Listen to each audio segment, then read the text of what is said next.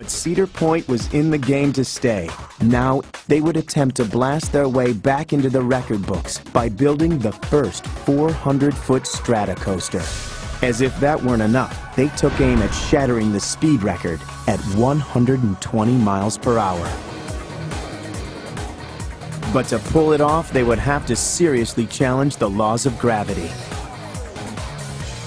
The roller coaster wars were about to enter the launch zone.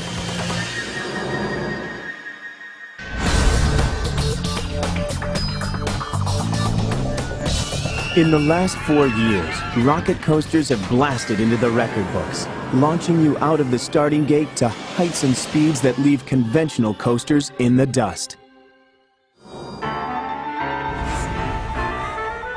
The idea of launching humans is nothing new. We've been at it for about as long as we've been riding roller coasters.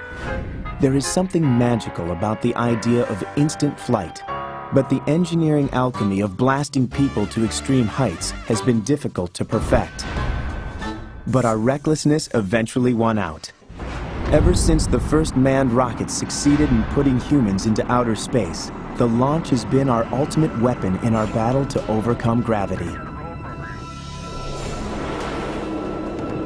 It was just a matter of time before the science of roller coasters and launch technology converged. In the spring of 2003, Cedar Point Amusement Park unleashed their new rocket coaster, Top Thrill Dragster. Launch coasters, like Top Thrill Dragster, redefine the essence of what a roller coaster is. Instead of a slow ride up the lift hill to the first drop, they launch you up and over a 420-foot tower, crushing the old height record by 100 feet. One moment you're strapping into your seat, the next, hurtling down the track, cheeks flapping, eyeballs rattling, every muscle in your body saturated with adrenaline. It's not everybody's idea of a good time. But for coaster fanatics looking for the next big fix, the launch is instant gratification.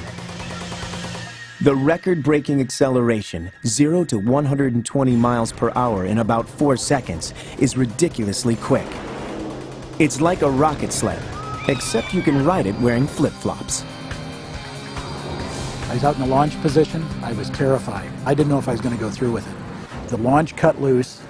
I dropped back into the seat and felt the acceleration, and it was just unbelievable, fantastic. On paper, the engineering breakthrough behind Top Thrill Dragster's launch catapult looks pretty simple. At the starting line, the passenger train hitches up to a cable-driven shuttle. When you launch, the cable pulls the train down the track. At top speed, the train releases from the shuttle, catapulting you up the tower. It's like a giant slingshot. To generate that kind of acceleration, the cable pulling the train has to wind around a huge 12-ton drum extremely fast. It's like a winch on steroids. Powering the drum is a huge 10,000 horsepower motor, the equivalent of 10 Formula One race cars. It may sound simple, but in reality, it's an engineering nightmare. First of all, cables are great for pulling trains up a lift hill at 15 miles per hour, but catapulting trains at 120 miles per hour is a whole new ballgame. Even slight changes in the weather affect air resistance and track friction, altering the launch velocity needed to get up and over the tower.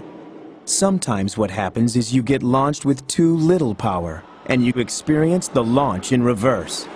Oh, it's quite normal for the ride not to make the tower. That happens frequently, usually in the morning, sometimes when there's a weather change. The ride basically uses the data from the last launch to calculate how much force it's going to throw the next train at. And if there's some sudden change, like the wind changes direction or it increases speed, sometimes something as simple as the sun going behind the cloud can cause a rollback. Mechanical problems with the whole cable launch system are chronic. Friction and stress loads are intense, causing the cable to fray or go slack. The system also has thousands of parts that can wear down. Since it's been built, Cedar Point's Superstar coaster has repeatedly broken down. We haven't really tackled the reliability issue yet. This ride has to deliver day in and day out for many seasons, all right, to get me to the point where I'd want to go higher with this type of technology. Have rocket coasters maxed out? Is this the end of the coaster wars? Or is there a better way to launch roller coasters to even greater speeds?